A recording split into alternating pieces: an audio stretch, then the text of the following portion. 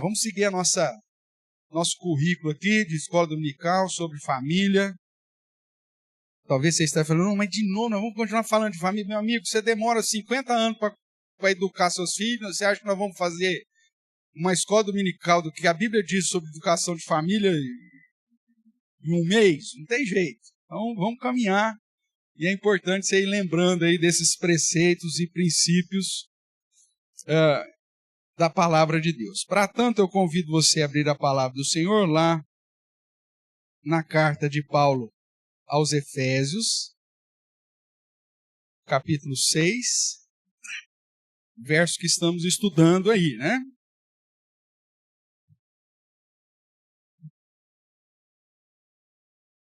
Efésios, capítulo 6, o verso de número 4. Vamos ler todos juntos? Quando você vai abrindo aí, deixa eu aproveitar, esqueci de falar aqui um outro. Nosso irmão Ricardo Grião, né? Junto aí com o pessoal da IBD, está desenvolvendo um aplicativo, já desenvolveu na verdade, vai ser aplicado para facilitar aí a questão da chamada e das estatísticas da escola bíblica dominical. Então, você vai depois receber um link, tudo direitinho, na hora que for implantado, da escola dominical. Então, para facilitar aí a vida da nossa irmã Sueli, da nossa irmã Márcia, né, que manualmente ela vai olhando e ver quem está presente, quem não está presente para a chamada, nesse aplicativo você vai ter a oportunidade de se autodeclarar presente. Né? Então, você entra lá, escola dominical do dia 2 de agosto. Né? João da Silva, você põe lá, presente, isso já vai para o nosso banco de dados, então aí a gente já faz a chamada ali automaticamente, tá? Nas classes menores, os professores, lá classe com 10, tem até uns 20 alunos, o próprio professor vai ali rapidinho, colocando a presença e anotando os visitantes que entram. E aí os nossos secretários vão ter só mais o trabalho depois de colocar a presença dos visitantes. Então, isso para facilitar. Então, mais para frente, nós vamos implantar esse sistema. Pastor, não tem celular, não sei usar, não tem problema. Aí o secretário vai ver lá, falando, não, a fulana está aqui, ela não tem celular, vai colocar a sua presença. E isso já automaticamente vai gerar já estatística com os dados recebidos, inclusive lá com os gráficos de presença, de visitantes, não sei o quê, para facilitar depois a superintendência da escola dominical a traçar o plano, né, os planejamentos, e para quando no final do ano nós precisarmos enviar as estatísticas para o presbitério, a gente já ter isso já pronto, né, não ter que ficar fazendo aquela conta de percentual toda aula, o secretário sabe muito bem do que eu estou falando, então para facilitar a vida aí dos secretários. Tudo bem? Os secretários ainda serão importantes, mas com um trabalho facilitado através do aplicativo que foi desenvolvido aí para o nosso irmão Grião. Tá? Então, mais à frente, a gente vai esperar o presbítero Márcio voltar, implantar com os professores, e aí a gente vai implantar com os alunos. Tá bom? Abriu aí? Efésios capítulo 6, verso 4. Vamos ler todos juntos? Diz assim, pois, a palavra do nosso Deus, todos. E vós, pais, não provoqueis vossos filhos a ira, mas criai-os na disciplina e na admoestação do Senhor. Ótimo. Nós temos trabalhado aí com o tema família, né, um lugar de educação, fazendo aquela distinção entre educação e ensino. Vimos que os motivos para educar é porque Deus manda, porque a criança é pecadora, você tem que livrá-la da estultícia. Nós vimos que os princípios é ter uma fonte de autoridade, então a Bíblia, né, como fonte de autoridade, é a palavra máxima na educação de crianças. Todas as outras ciências são secundárias e têm que estar como auxiliadoras das Escrituras. Mas naquilo que a Bíblia diz, se tiver um conflito com aquilo que é a pedagogia, a psicologia, a neurociência ou qualquer outra coisa disso, fica com a Bíblia, ela é a fonte. Vimos também que a educação é uma responsabilidade dos pais, em especial pesando um pouco mais sobre a figura paterna, e de que é uma atividade atemporal. Quando você estiver vivo, você é responsável pela educação dos seus filhos e não tem um horário específico do dia. Enquanto você está vivo, você está aí vivendo, convivendo, é sua responsabilidade ensinar os seus filhos. E aí nós entramos numa parte mais prática de que você deve, dentro desses princípios, né, de ensinar a perspectiva espiritual, social e cultural, como que você pode fazer isso no dia a dia, como a Bíblia indica. Então, aí nós vimos que, primeiramente, você precisa amá-los. Os filhos precisam realmente ser herança do Senhor, precisam ser bênção. Quando o pai e a mãe, mesmo sem querer, acaba deixando transparecer, ou às vezes até fala mesmo, né, para a criança que ela é um estorvo, é um peso, é um problema, você, obviamente, vai ter um insucesso na educação, porque você já vai, de certa forma, gerar aí um repúdio, né, em tudo. O pai não me ama, por que eu vou ouvir esse cara, né?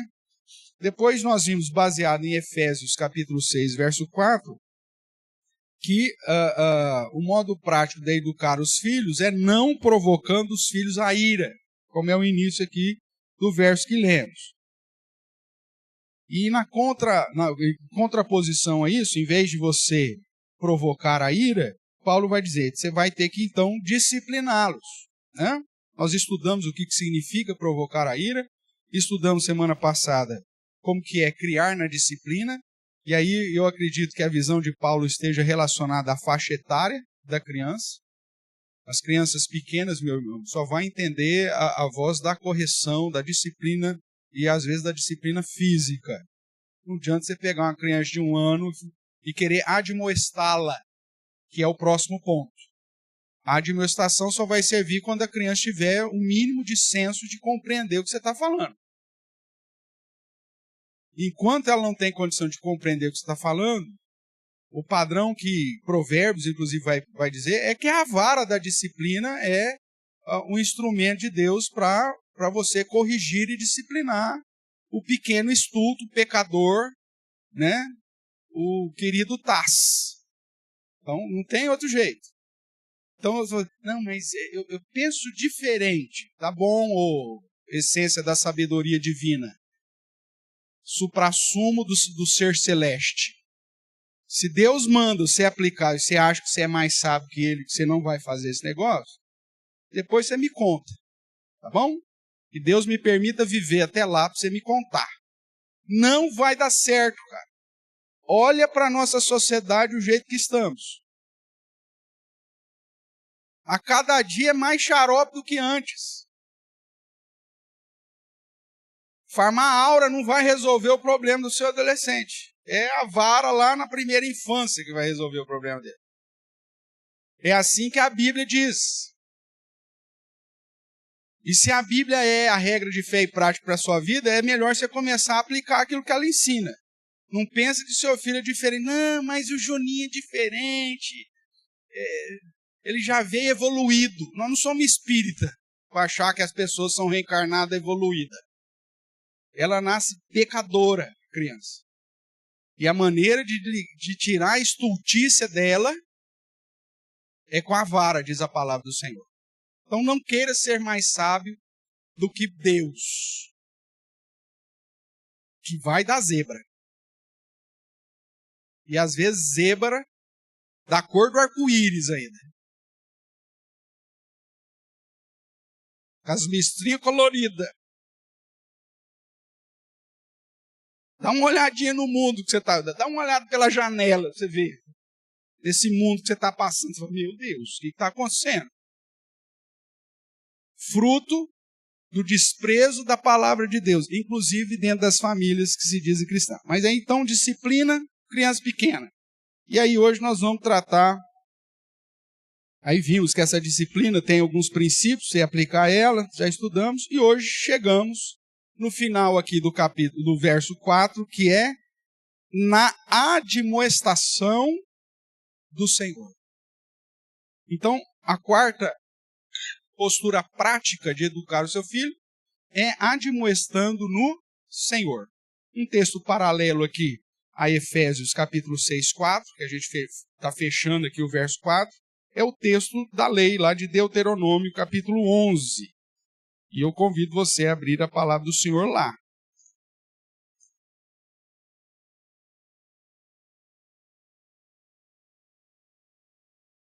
Deuteronômio, capítulo 11, a partir do verso 18.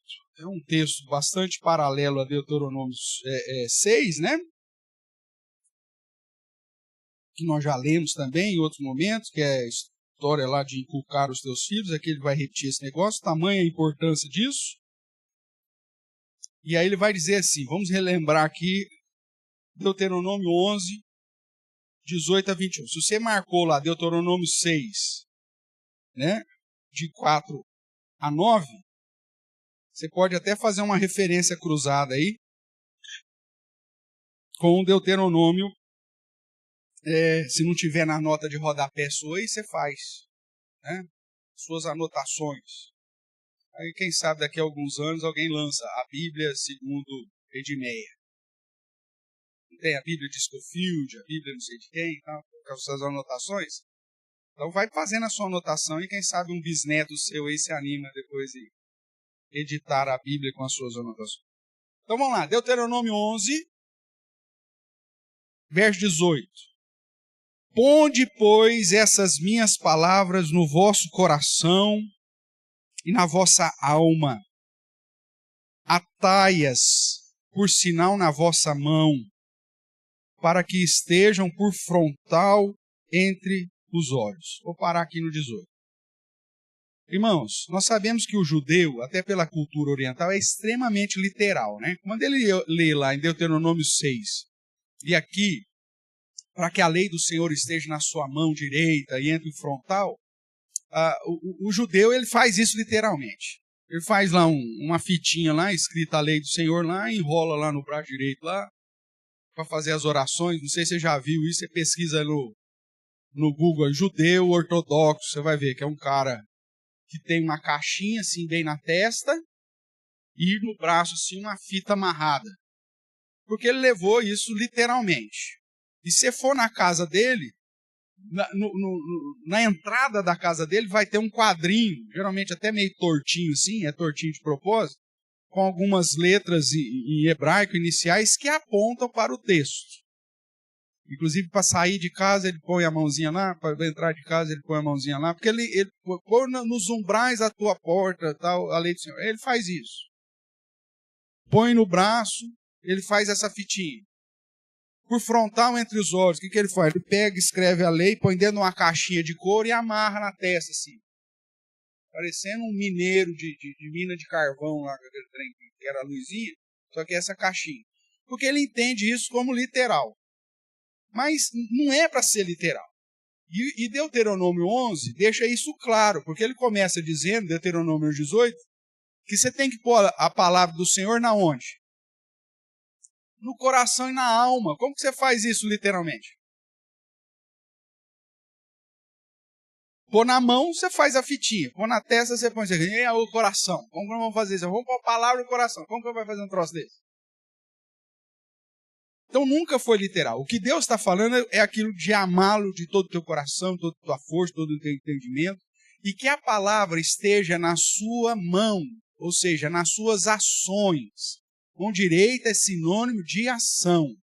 Por isso, quando a gente estuda lá em Apocalipse, que diz que a marca da besta será na mão direita ou na fronte, né? Não está falando de chip na mão, de chip na testa. Está falando das suas ações, as ações de acordo com o mundo, as ações de acordo com o sistema da Babilônia e o pensamento, a cosmovisão, o modo de pensar de acordo com o padrão extra-bíblico ou antibíblico.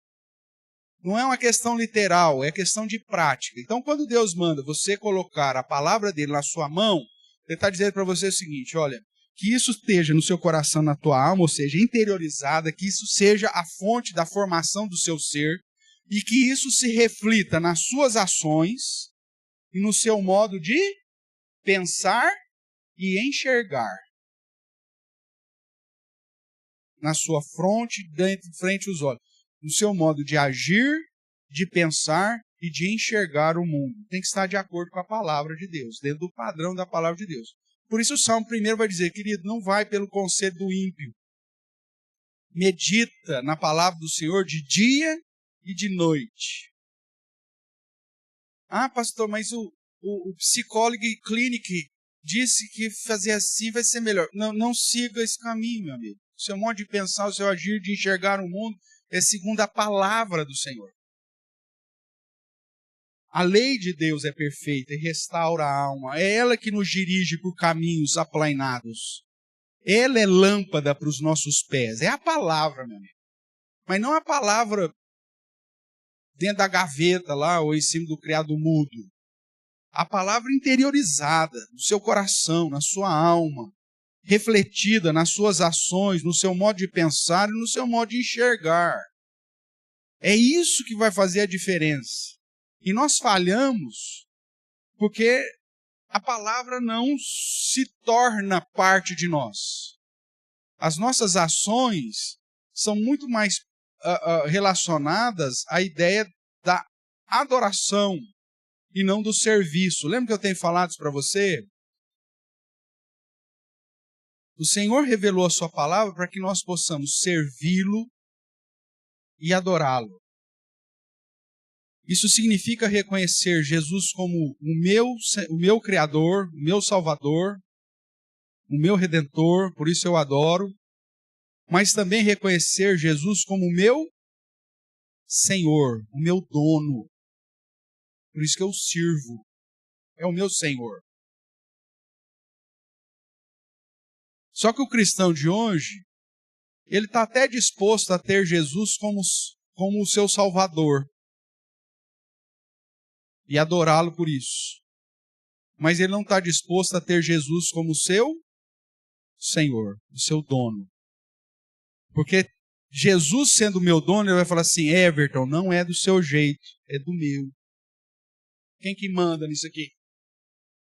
Quem que é o Senhor dessa história? É você ou sou eu?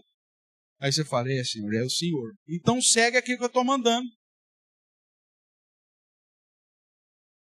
Só que nós declaramos Jesus como Salvador, mas nos rebelamos contra o senhorio dele em todas as áreas da vida. E é por isso que a palavra de Deus não é interiorizada. É por isso que a palavra de Deus só é usada quando é conveniente. Quando é conveniente, a gente até cita o versículo de cor na cabeça. Não é assim? Mas quando a palavra nos confronta para mudar o nosso jeito de agir, as nossas ações, o nosso pensar e o modo de enxergar o mundo, aí você fala assim, isso é ultrapassado. Não, a Bíblia até diz isso, mas difícil, né? Difícil, né? E aí vai vivendo como se Jesus não fosse o seu Senhor. Cuidado. Em relação à educação dos filhos é a mesma coisa. Em todas as áreas da vida. Então, colocar na mão, colocar por frontal entre os olhos, não é literal. Não é para você ficar andando com uma fitinha amarrada no braço e com uma caixinha no meio da testa. É o jeito de viver, é o seu jeitão de viver que Deus está falando para você moldar. Aí continuemos a leitura. Então, por conta disso, já que a palavra está interiorizada, já faz parte da sua vida, está relacionada àquilo que você faz, àquilo que você pensa, e o modo como você enxerga a vida, você vai fazer o quê? Verso 19. Ensinai-as a vossos filhos, falando delas, das palavras de Deus, assentado em vossa casa, andando pelo caminho, deitando-vos, levantando-vos. Escrevei-as nos umbrais de vossa casa e nas vossas portas, para que se multipliquem os vossos dias e os dias dos vossos filhos na terra que o Senhor, sob juramento, prometeu dar a vossos pais, e sejam tão numerosos como os dias do céu acima da terra. Veja, irmãos, o fato de você ter a palavra de Deus interiorizada no seu coração, na sua alma,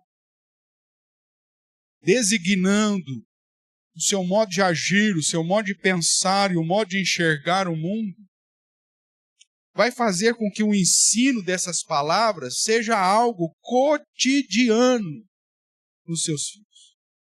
Você vai ensinar isso. Admoestar no Senhor é ter conhecimento da palavra para poder falar para a pessoa, para o seu filho de um modo especial, falar, é desse jeito que Deus quer. Isso é admoestar no Senhor. Só que para você admoestar no Senhor, primeiro essa palavra tem que estar interiorizada em você. Aquilo que eu falei para os casais, você só entrega daquilo que você tem. Você só oferece aquilo que você tem. Se você não tem conhecimento da palavra do Senhor, o que você vai oferecer? Chega lá para o seu cunhado descrente e fala assim, você vai pôr hoje o Juninho para dormir. Conta uma história para ele. Que história que o seu cunhado miserável vai contar? A de José do Egito? A de Moisés? A de Jesus? Não, ele vai contar os 3 porquinhos, Chapeuzinho Vermelho, unicórnio colorido. Porque ele só vai oferecer aquilo que ele tem. É assim que funciona. Não tem como se oferecer nada que você não tem. Então, quando você senta para passar princípios para o seu filho, de que tesouro que você vai tirar isso? De um coração vazio, de uma alma vazia, de uma prática vazia, de um pensamento vazio da palavra de Deus? É por isso que para educar, segundo o padrão bíblico, você tem que estar preenchido pelo conhecimento que vem do Senhor e considerar isso como autoridade da sua vida. Você só vai oferecer aquilo que você tem. Uma pessoa que não conhece da Bíblia não tem o que falar dela. Não tem história para compartilhar dela, porque não conhece. Assim é aquele seu cunhado miserável lá que você pediu para contar a historinha para o Juninho dormir.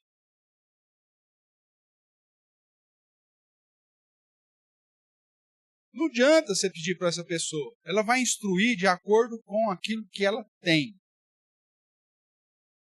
E você sabe qual que é o problema? É natural no coração estulto dos nossos filhos. Depois que ele chega numa determinada idade, 6, 7 aninhos, ele tem a tendência de ouvir o estranho mais do que a você. Ele tem a tendência de ouvir a professora com mais atenção do que a você. Ele tem a inclinação de ouvir mais o tio, a tia, o primo, a prima, do que você. Aquilo que o tio falou, aquilo que a tia falou, acaba interiorizada. Porque ele não vai receber essa instrução já com aquele bloqueio rebelde que todo filho tem, achando que o pai é um tolo. Meu pai não sabe nada, não entende nada. E aí a gente perde a oportunidade da primeira infância e dos primeiros anos de construir uma base fundamental para que essa criança, na hora que o tio e a tia for falar um negócio, fala, não, mas peraí, isso aí está errado, hein? Foi isso que eu aprendi, não. E às vezes até dentro da escola dominical. Porque, como eu te disse, não, você precisa educar os seus filhos e a sua neta. O fato de ter só um homem não vai resolver o problema. É educação, isso. Só que você só oferece aquilo que você tem. Então vamos caminhar aqui. Eu cito, acho que Van Grone, ele vai dizer assim, admoestar a criança no Senhor significa mostrar-lhe pelo diálogo, e é por isso que são crianças maiores, instrução e encorajamento, quais as implicações espirituais das suas atitudes e como que as promessas e a advertência de Deus se aplicam à sua vida. Então, a admoestação se aplica na educação de crianças maiores, enquanto que a disciplina nas menores. Então, a partir do momento que você tem condição de passar um conceito e que você fala, não, a criança entendeu que mentir vai ser complicado, ela vai se dar mal se mentir. Então você vai admoestar ela nesses termos, mostrando inclusive as consequências que ela pode colher disso, dentre as quais não só a vergonha, mas também a repreensão vinda da parte de Deus. A Bíblia diz que Deus não gosta de mentiroso, não. Que é uma postura que aquele que teme a Deus deve fugir. Então, a admoestação é passar isso de uma maneira que ela possa ser encorajada a aplicar no dia a dia o ensinamento que está sendo transmitido. É engraçado que na educação dos nossos filhos, muitas vezes nós conversamos mais sobre eles do que com eles. A gente compartilha tudo, nossa, fulano, tô tendo uma dificuldade com o Juninho. Você acredita que agora ele deu para mentir? Na verdade, sempre mentiu. Só que agora a mãe percebeu. Aí você deu para mentir.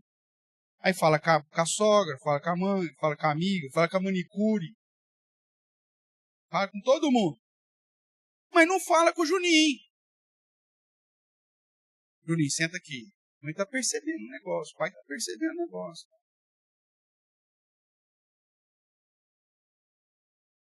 O que está acontecendo? Pega a palavra de Deus. Se ele tem condição, se ele aprender a alfabetizar, já pega a palavra de Deus, senta com ele. Mostra exemplos bíblicos. Isso é admoestar no Senhor. É gastar tempo com a instrução bíblica com ele. Aqueles que já têm condição de assim receber. Certamente você já vai ouvir a expressão máxima de todo pré-adolescente e principalmente adolescente. Já sei. Isso aqui é na ponta da língua. Senta aqui, eu quero conversar com você. Isso aqui, não, pai, eu já sei. Eu falei, eu sei que você já sabe, mas eu quero ver o quanto você sabe.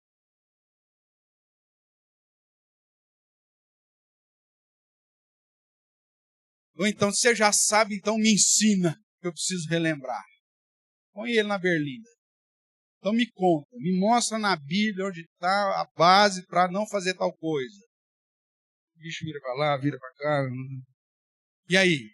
Já sabe ou não sabe? Não sei. Então senta agora que você vai aprender.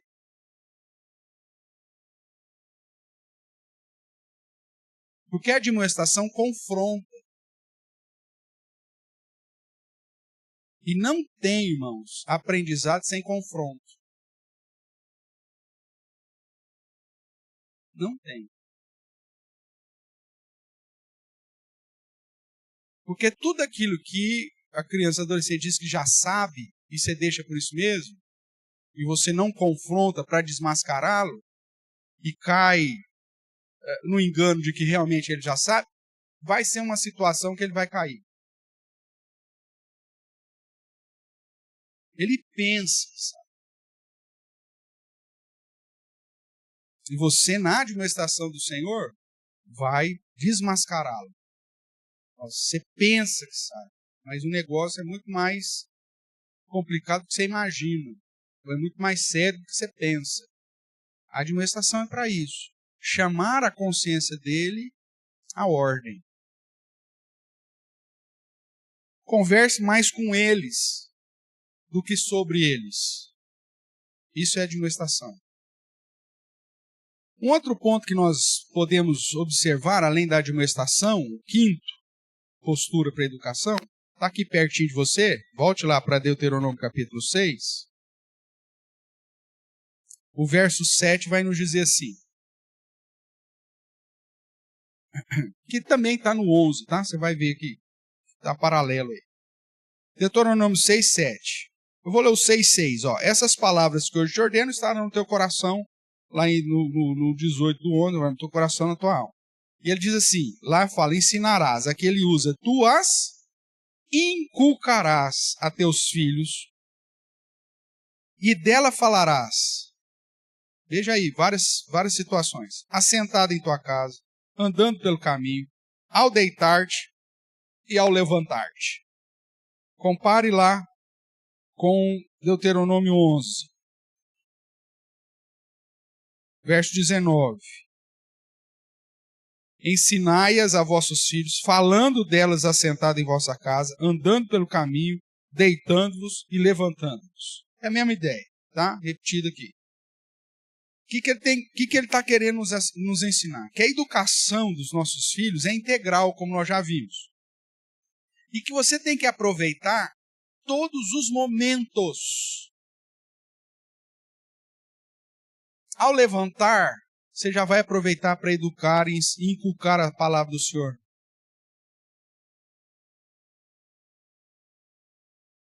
Ao assentar para comer, para conversar, para fazer uma coisa, você vai aproveitar para passar princípios.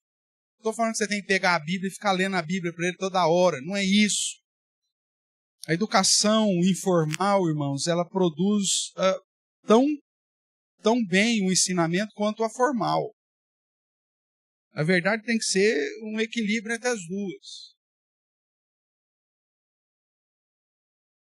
Então, ao levantar-se, ao assentar-se, andando pelo caminho, ao deitar, ou seja, todos os momentos são momentos importantes para educar. E às vezes, nós perdemos a oportunidade. Porque existem situações no nosso dia a dia, vividos, inclusive na presença dos nossos filhos, que eles estão vendo junto contigo aquilo que está acontecendo, que é justamente a grande oportunidade para você passar algum preceito, algum princípio, alguma verdade, algum indicativo que a palavra de Deus traz. E que você perde a oportunidade, passa, ela não consegue fazer mais aquela conexão com o visual que ela teve. Situações que às vezes acontecem andando na praça, no supermercado, na consulta médica, que ele está vendo, a criança está assistindo. São situações que estão ali gravadas na sua mente e que, segundo a palavra de Deus, você tem que aproveitar essas situações, seja andando pelo caminho, sentando, deitando, levantando, ou seja, em todo e qualquer momento, aproveitar esse tempo para educar. Essa é a sua função como pai, como mãe, educar. Você vê uma situação digna de ser elogiada, reforce, você está educando. Não é só puxar a orelha, né? A admoestação é uma parte dela, mas a educação, o inculcar, ensinar, trata das coisas boas e das coisas ruins. Aquilo que você experimenta no dia a dia, ouviu, ou viveu, que é digno de exaltar e de reforçar, faça isso. O dia que a sua manhã se mostra um comercial de margarina, tá tudo legal, todo mundo acordou no horário, pôs o uniforme sem ninguém precisar mandar, escovou o dente, tirou a ramela do zóio. Você fala, nossa, hoje o dia tá lindo, olha que coisa maravilhosa, parabéns, que coisa linda. Esse é o padrão, Juninho. Ninguém vai chegar atropelado na escola. Ninguém vai chegar, ninguém vai ter que ficar correndo no trânsito para chegar no bendito horário, tendo que xingar os outros logo de manhã, brigando. Correndo para lá e para cá. Não precisa disso. Ninguém vai ficar gritando com ninguém. Olha que coisa linda, maravilhosa. Exalta isso. Esse é o padrão. Nossa, hoje eu estou felizão com você. Hoje você foi o cara, hein? Puxa vida, hein? Vou fazer até uma surpresa para você na hora que você chegar na hora do almoço. Aproveita. Aproveita para educar que as coisas boas têm recompensas. Ao levantar, ao assentar, ao deitar, ao andar pelo caminho. Só que a gente tem aquela tendência muito grande de falar, não, o que foi feito de bom não fez mais que a obrigação. Não, meu amigo, reforce isso. Agora o que fez? Falou, olha, aquele dia foi melhor, hein? Viu como hoje foi atropelado? Vamos tentar aquele padrão de ontem que foi melhor que hoje?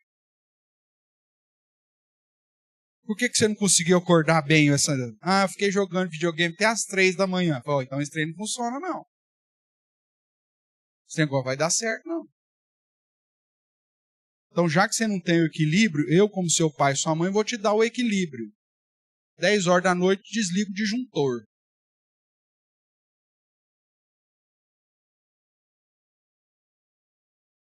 Vou comprar um bloqueador de sinal de telefone igual da penitenciária. Não sei, você vai ter que fazer alguma coisa para ajudar. Se ele não tem ainda o padrão de ele por si só chegar às próprias conclusões, não sei, como pai, é que você vai inculcar, você vai ensinar, você vai criar situações para que ele se adapte. Em todos os momentos. Pastor, qual que é o melhor horário para educar o meu filho? Não tem melhor horário. Em todo momento. Você tem que estar ligado. Porque a oportunidade abriu, você tem que ensinar. Quando você vê um mau exemplo de outros, quando você cria oportunidades, você está educando. Eu já te contei várias vezes essa história, mas eu reconto ela porque ela impactou a minha vida, você não faz ideia do tanto. Que foi umas férias que eu fui passar em Goiânia, na casa da prima do meu pai. E essa prima do meu pai viu que os filhos dela e a gente estavam muito egoístinha, muito reclamão da vida. E ela então programou um passeio com a gente, nos levou a Trindade de Goiás. E lá em Trindade de Goiás, a igreja católica é muito forte, eles têm um orfanato com crianças que foram abandonadas porque tem algum tipo de déficit ou de deficiência. E o programa daquele dia de férias foi passar uma parte do dia, não sei, uma tarde inteira, lá nesse hospital, ajudando as crianças. Meu Deus do céu, trocando fralda de criança. Dando remédio para a criança. Eu tinha uns 11 anos de idade. Aquele programa que ela colocou no calendário das minhas férias escolares de julho mudou a minha percepção de mundo.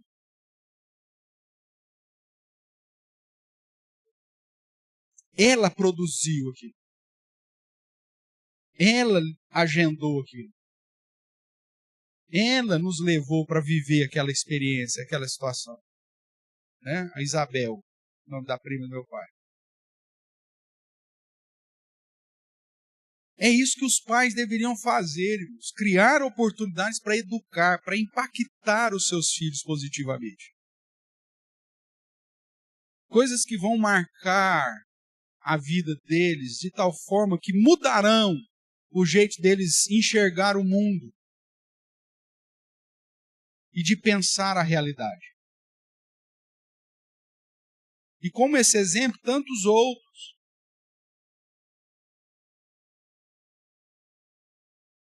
Lembro uma vez meu pai, você sabe que meu pai era militar, e num período, o Léo, fazia a guarda. Hoje tem o polícia penal, né? Mas antigamente era polícia militar. E a cadeia lá de Barretos é do lado da pracinha das crianças. Olha que coisa maravilhosa. A pracinha chama Pracinha das Crianças. E agora já está desativado, mas antigamente era. Então eu ia jogar bola, brincar na quadra ali da Pracinha das Crianças, meu pai estava dando guarda, minha avó morava a 2 quarteirões dali, e aí um belo dia, terminou lá a brincadeira, meu pai estava de guarda, eu fui lá dar um oi pro meu pai falou, vem cá, entra aqui. Me mostrou todas as coisas e me levou para dentro da cadeia. E mostrou os caras que estavam ali em presídio.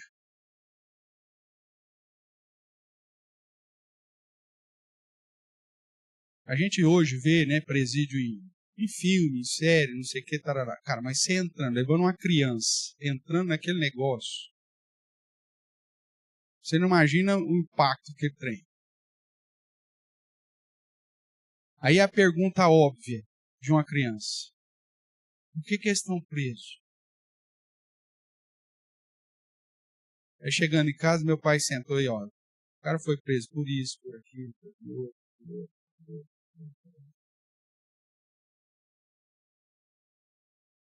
Você acha que isso impactou minha vida para não fazer determinadas práticas, sim ou não? Não quero ir para aquele lugar. Situações, irmãos. Aproveitar das situações, aproveitar o tempo. Todas as situações, boas ou ruins, são oportunidades para educar os seus filhos. Como nós temos dito, a educação dos filhos não é uma tarefa com um tempo determinado no dia, como acontece com o seu emprego, o seu estudo ou qualquer outro afazer que você tenha. A educação dos filhos é em qualquer e todo momento. O reverendo Augusto Nicodemos e a esposa, no livro A Bíblia e Sua Família, ele vai dizer assim, ele vai citar uma frase de William Penn, que era um puritano do século XVIII, onde ele diz assim, que os homens em geral são mais cuidadosos em criar os seus cavalos e cães do que os seus filhos. No ambiente do século XVIII, os homens adestravam os seus cavalos, os seus cães, passavam o tempo ensinando e educando os seus animais e não gastavam tempo educando e tratando com seus filhos. Hoje acontece isso de novo. Se William Penn vivesse hoje, talvez ele dissesse: os homens em geral são mais cuidadosos com seus pets e com o próprio físico do que com seus filhos. O cara passa mais tempo na academia do que com os filhos. O cara passa. Ele tem a postura religiosa de passear com o totó,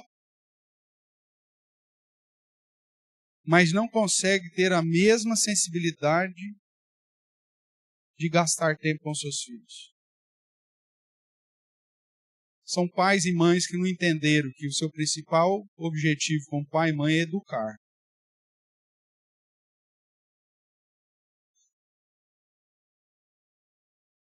Gastam mais tempo adestrando o cachorro para fazer xixi no tapetinho higiênico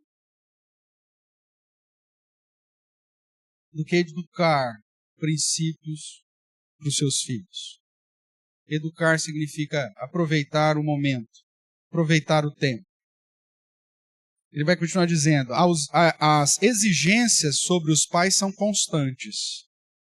Não há tempo para sentar e cruzar os braços. A tarefa do ensino requerida é uma ocupação de tempo integral e sem intervalos. Há muito que ensinar. E uma oferta infinita de oportunidades. Esteja certo de aproveitar da melhor maneira possível essas oportunidades. Vai chegar um momento que as crianças não vão querer estar mais com você.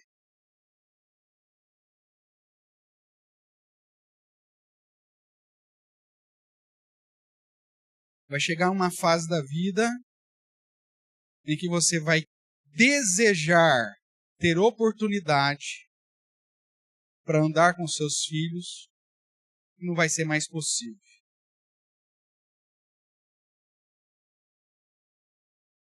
Você vai até tentar organizar, caminhar, mas não vai dar mais. Eles vão assumir os próprios compromissos, tem uns amigos, depois tem namorada, namorado. Tem trabalho em grupo do colégio, depois tem vestibular, tem intercâmbio, sei lá o que vai acontecer, vai ter trabalho, estágio, e você fala assim, nossa, a gente podia estar junto, pai, não dá. A gente podia fazer tal coisa, ixi. Agora acabou. E aí você vai estar falando, puxa vida, podia ter ensinado tanto. Eu sinto que eu ainda tenho tanta coisa para passar, mas agora não tem mais o aluno para ensinar. E no momento que você tinha, no momento que era propício, as oportunidades que você tinha enquanto eles estavam debaixo da sua direção total, você preferiu fazer outra coisa.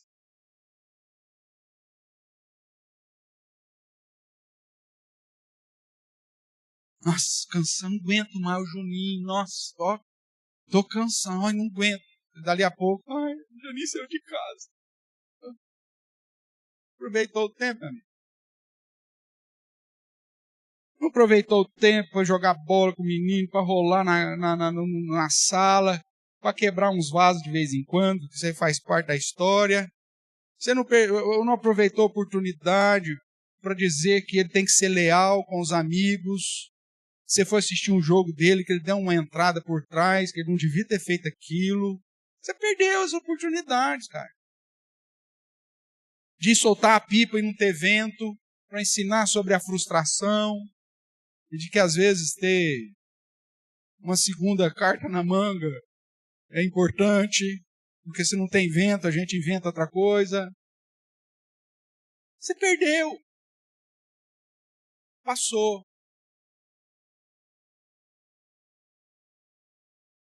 E aí, numa tentativa de utilidade, você vai querer recopilar com os netos. Só que o neto não é sua responsabilidade. Pode até ajudar, mas não é a sua responsabilidade. Você tinha que ter ensinado seu filho. Tinha que ensinar sua filha. Só que aí, com aquele senso de culpa, aí a gente tenta correr atrás do prejuízo com os netos. E aí, às vezes, a gente coloca os pés pelas mãos, porque como nós não educamos direito os nossos filhos, aí a gente começa a falar para ela, você está errando, hein? Mas eu sei. Você não errou? Não é a hora de apontar o dedo para o seu filho que está fazendo errado. Se ele está fazendo errado é porque você não ensinou o jeito certo. Quando era o seu tempo de ensinar. O tempo passa, meu irmão. As crianças crescem. Eu já te falei isso, tem prazo de validade.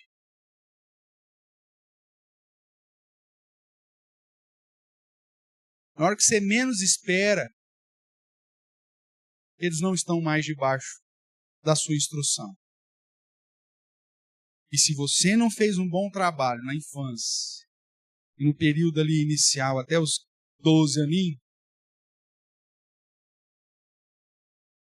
a chance de perdê-los é muito grande. E não é ensinar, é educar. É uma diferença grande. Caminhando mais um pouquinho, deixa eu ver. Não, nós vamos entrar no 6º ponto. Hoje nós vamos parar nesses dois aqui.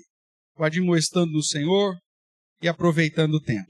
Aí a semana que vem, se Deus permitir, aí a gente caminha um pouco mais, uma vez que nós vamos estar falando no Dia dos Pais. E aí eu já aproveito para tratar do 6º ponto, que é esse que está aí na projeção, que é ser exemplo. Aí eu já puxo a orelha dos pais também, já para não perder o costume. Tá bom? Alguma pergunta, irmãos? Alguma colocação em relação à admoestação e o aproveitamento do tempo? Tranquilo? Eu já disse isso para você em algum momento aqui do nosso curso. Você tem que ter um programa de educação dos seus filhos. Daquilo que de fato é importante formar no caráter dele. Você tem que ter um programa pautado nos 3 mandatos. espiritual, social e cultural. Um programa que você fala, eu vou forjar no caráter desse menino aqui, dessa menina, um temor a Deus. Um programa de educação que você vai falar, eu vou fazer esse menino aqui saber lidar com as situações de sociedade. Não é só ensiná-los a ser educadinho, não. É ensiná-los a aprender com as situações da vida em sociedade, da vida familiar, de dar valor e honra ao pai e à mãe, aos mais velhos. Está dentro do programa.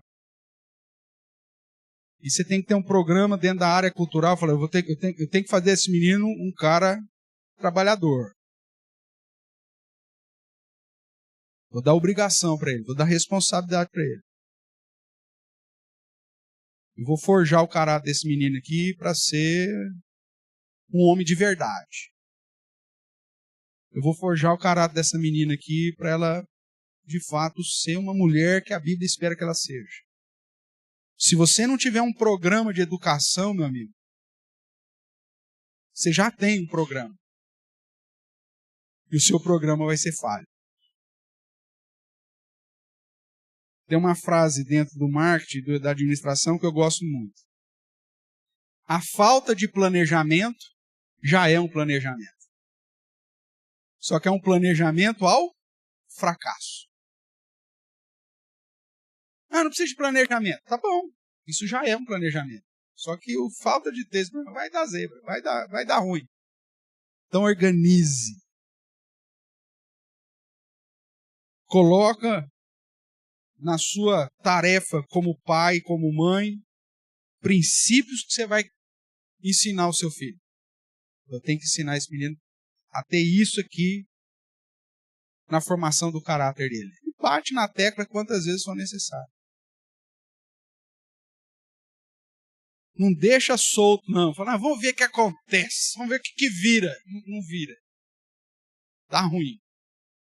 Faça a sua parte segundo o que a Bíblia nos ensinou.